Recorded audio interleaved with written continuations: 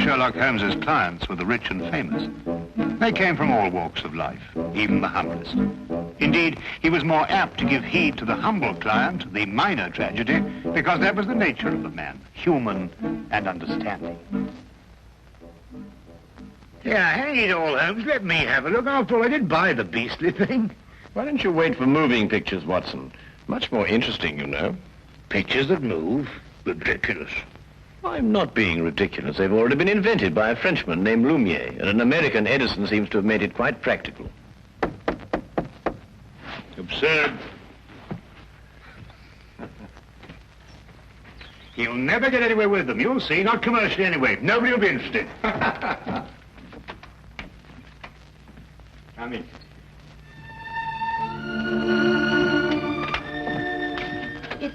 It's Mr. Sherlock Holmes in, please, sir. Yes, he is. I'd like to see him if he'll speak to me, please, sir. Of course he will.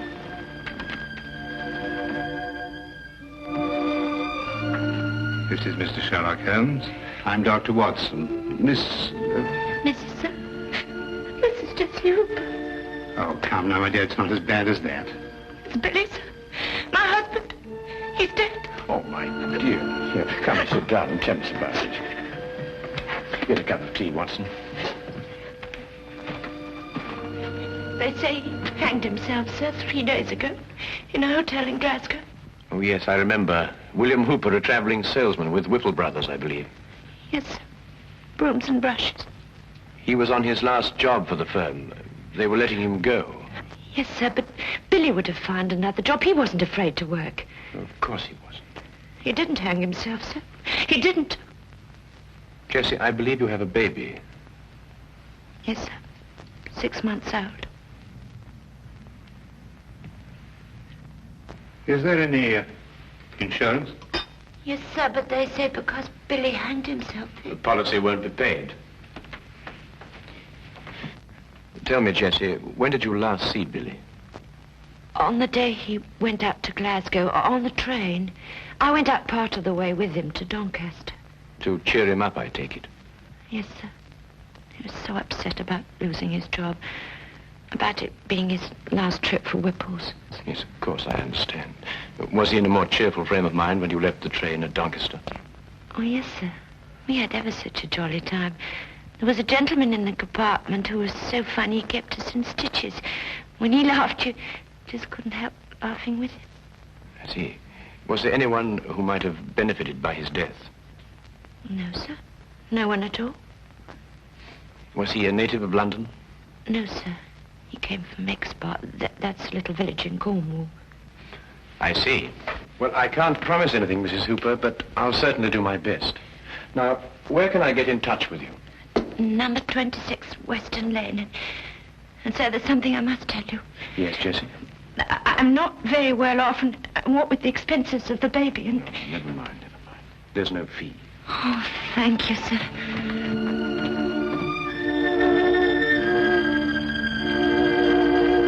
Goodbye, sir. Goodbye, Jessie.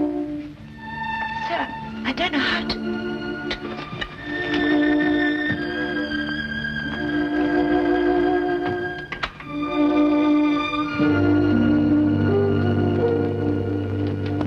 Holmes, how did you know so much about William Hooper? I read about it in the papers, Watson. One of those domestic tragedies that become buried in the back page.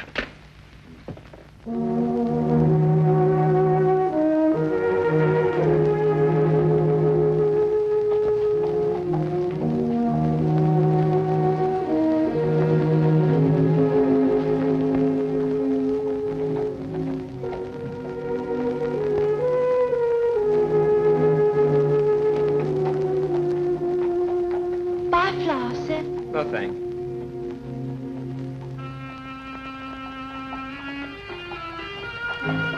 Flowers, sir. Flowers for your missus. Got any stinging nettles?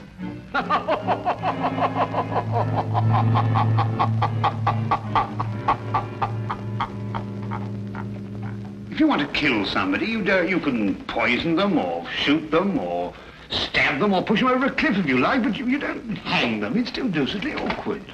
Unless, of course, you want to make it look like suicide. Oh, Watson, be a good fellow, would you, and buy me 15 feet of manila rope before we go up to Glasgow? Well, we could buy that anyway. Glasgow?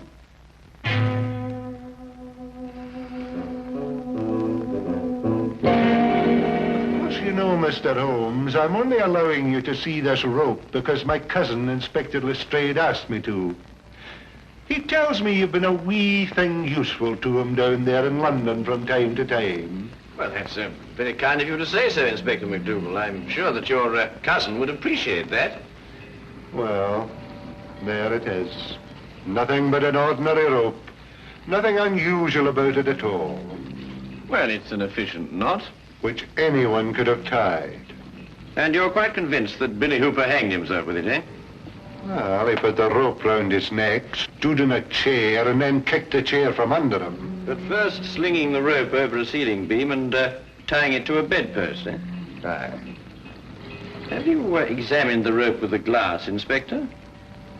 Glass, Mr. Holmes. In Glasgow, we have another use, a more practical use for a glass. To put a wee drop in, you can. Oh, yes, yes. Then you'll find this glass a wee bit different, Inspector. It helps you to see things more clearly. Just what am I supposed to see with this?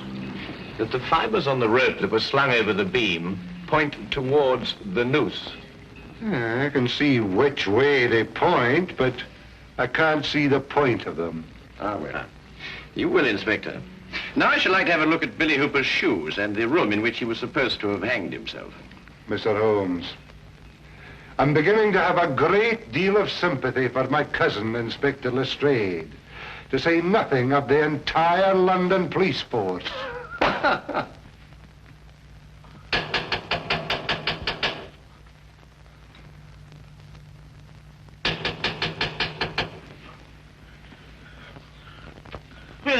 What's that? Who's it? What's that? Who is it? Huh? Morning, sir. Morning. Beautiful morning, isn't it? This is the room, gentlemen.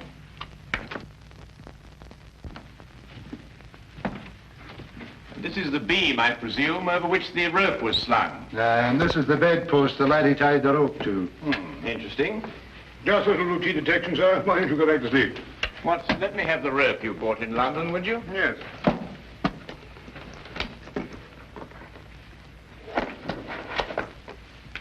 Thank you.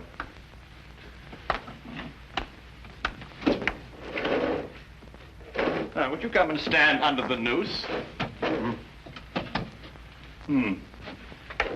Just a minute, Holmes. What are you up to? Mr. Holmes, I'm afraid I can't allow you to hang your friend in my presence. Oh, very well. I only wanted to make the demonstration as graphic as possible. Would you hold it, Watson? Now, observe the rope, Inspector, passing over the beam as I hoist Watson up. What is all this in aid of? Oh, just an experiment, Watson. And I believe you put on a bit of weight, old chap. This nonsense in aid of. Let's have a look at the rope. Inspector, observe that part of the rope which passed over the beam. You will note that the fibers point towards the noose. Exactly like the fibers of the rope Hooper was hanged with. So they do.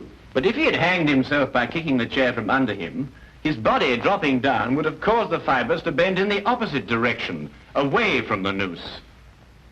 I've got it, Holmes. And because the fibers bend towards the noose, therefore, Hooper must have been pulled upwards. And since he obviously didn't pull himself up, someone else must have. And that is murder. Murder?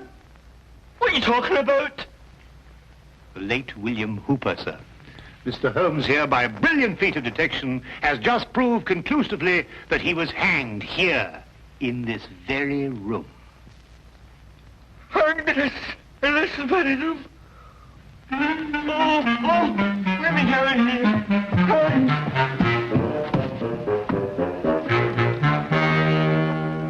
And this, I presume, is the chair that Hooper stood on. That's it. Yeah, there are no scratches on the seat. And there was a nail sticking out of Hooper's right shoe. Further evidence if you require any, Inspector. Ah, fragments of glass. Was there a broken drinking glass found on the floor, Inspector? No, nothing at all. Oh, I expect the murderer tied it up after him. But I think that we'll discover that he gave Hooper a drink with a drug in it. Rather difficult to analyze at the moment, but I shall have a look into it. Wasn't there someone in the bed, Watson, when we came in?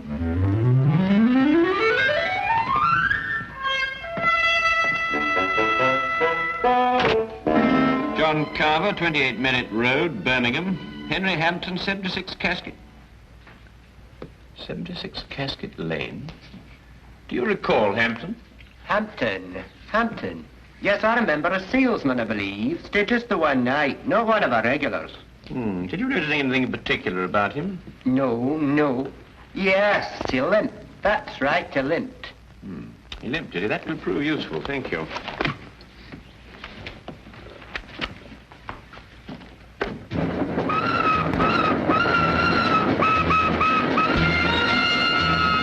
Aside from the fact that Hooper was murdered, what else do we learn in Glasgow?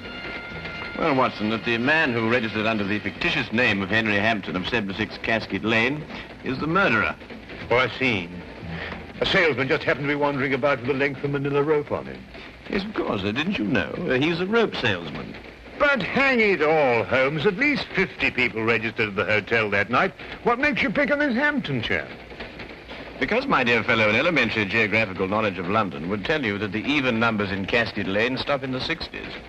Number 76 is obviously a figment of Mr. Hampton's imagination. I see.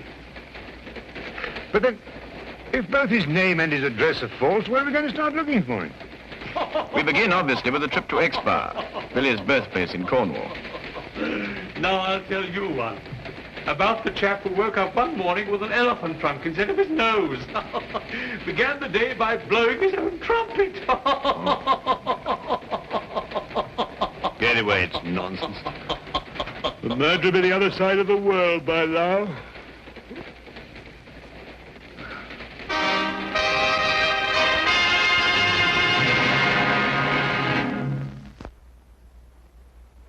And now we return to the case of the Jolly Hangman.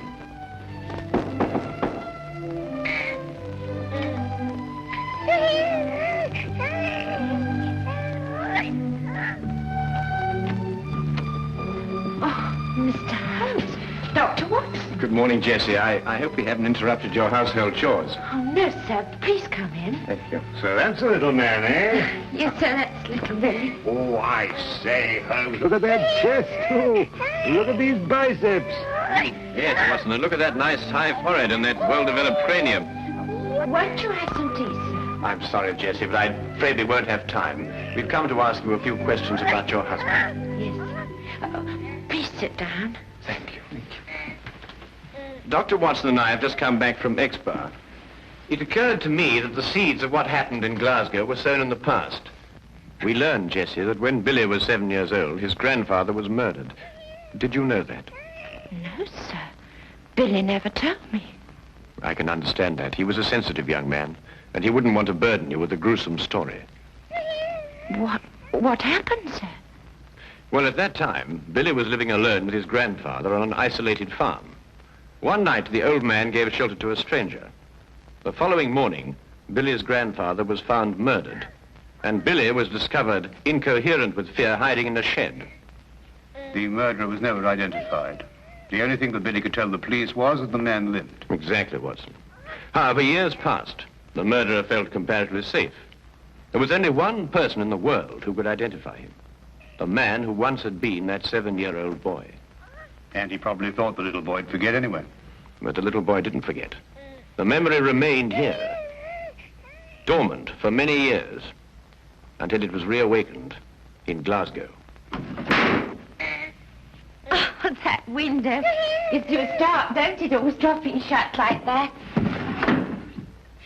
Billy was going to fix it. In Glasgow, sir? Yes, where he encountered the murderer. The memory began to stir, perhaps awakened by that limp.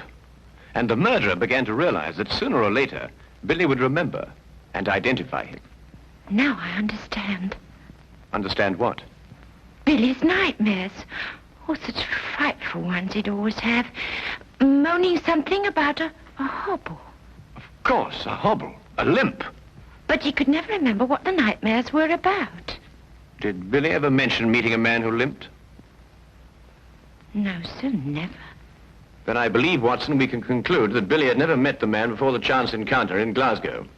Oh, I'm sure he hadn't, sir. So the signs still point to our mysterious Mr. Hampton. Who's Mr. Hampton, sir? A gentleman I very much wish to lay my hands on. And I will. You may be sure of that, Jesse. My feet are killing me. How many more of these companies we got to see? Oh, chin up, old chap. Only about a dozen or so. Well, can't we cover them in a hansom? What? A hansom cab on a beautiful day like this? Oh, don't be silly.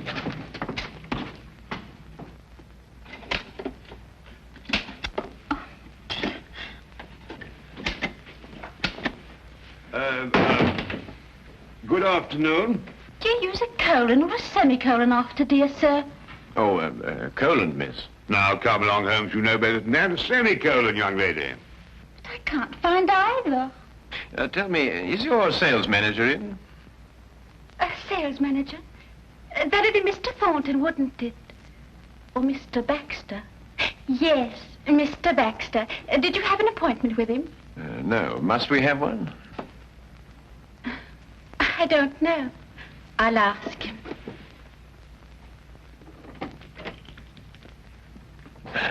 New, I'd say, Holmes. Yes, a safe deduction, Watson. You noticed the fingernails unbroken. Oh, really? Mr. Baxter says you don't have to have an appointment. He'll see you now. Ah, thank you.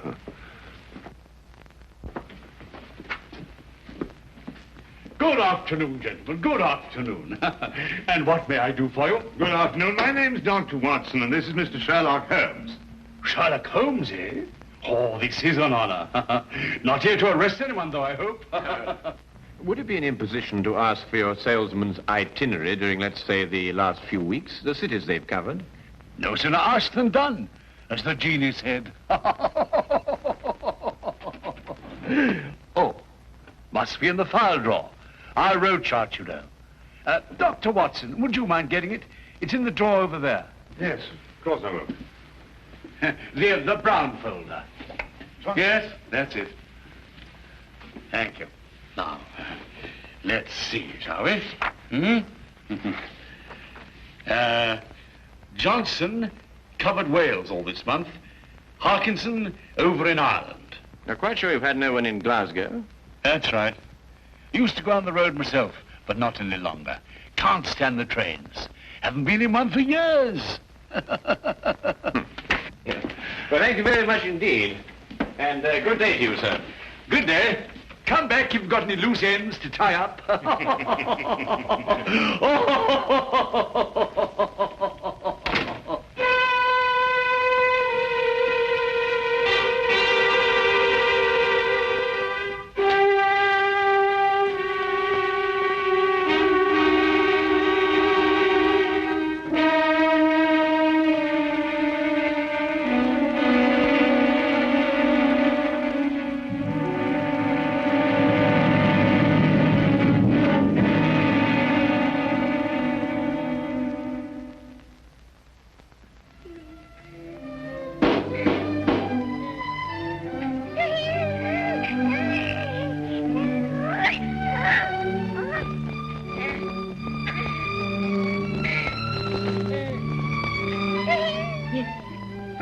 Good afternoon, Mrs. Hooper. You don't remember me, Mr. Baxter. Oh, yes, of course I do, sir. Won't you come in? Thank you. You were the jolly gentleman on the train with Billy and me. Give me your coats. Oh, thank you. I've come to offer you my deepest sympathy. Yes, sir. Oh, a tragedy, a tragedy. He was a fine boy. Yes, sir. Oh, there. Come now, little lady. There's always a ray of sunshine somewhere. Ah, there it is.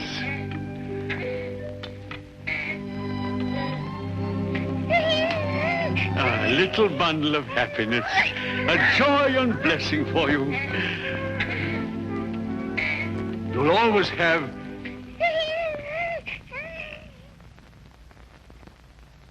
Ah, that's right. You didn't know, did you? I was seated all the time you were in the compartment, wasn't I? Well, just goes to show you, we all have our trials and tribulations. Yes, sir. Oh, but here am I, forgetting what I came for. How'd you like a job, little lady, and someone to take care of the baby? Oh, sir. Then let's have a cup of tea and talk about it, shall we? Oh, sir, I don't know how to thank you. I'll do anything. I'll send you to a secretarial school, and then you'll be my secretary. Oh, sir, that would be wonderful. You know, I didn't know how I was going to manage. Oh.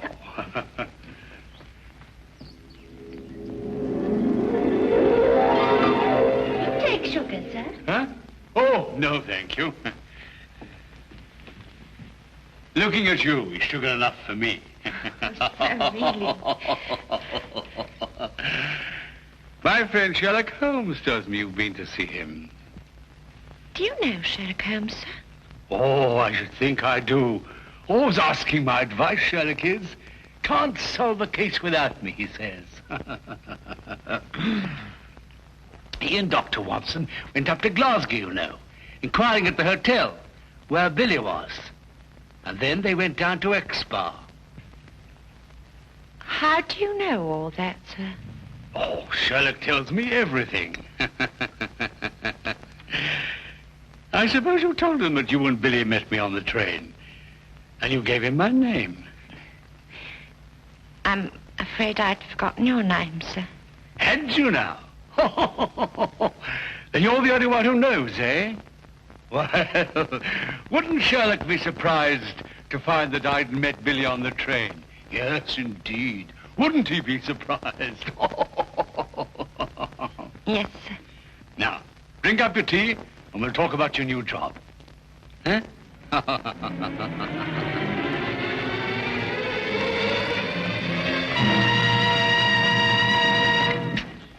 What is it?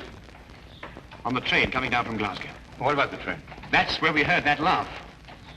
By Jove, you're right. The man telling jokes in the next compartment. Oh, I've been a fool.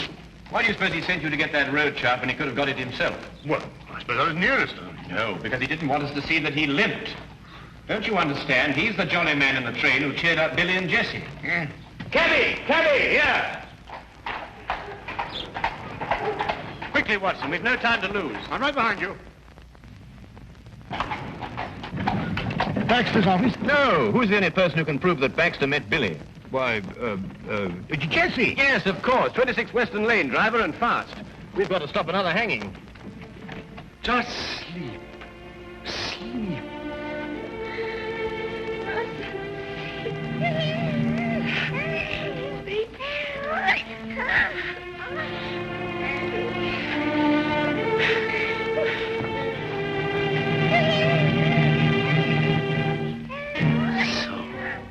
You had to go to Sherlock Holmes, eh? Couldn't leave well alone, could you? You're just like your husband in that. He couldn't let sleeping dogs lie either. The way he looked when he saw me walk out of the train at Glasgow. Well, maybe he wouldn't have remembered my limp from that night, and maybe he would. No point in taking chances. I don't believe in taking chances. Mrs. Hooper? Mrs. Hooper! It's Sherlock Holmes. Open the door. Mrs. Hooper! Jessie, it's Sherlock Holmes. Open the door. Jessie, open the door. All right, Watson, break it down.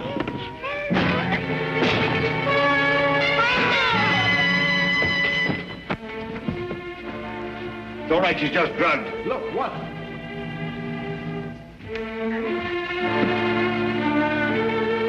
No.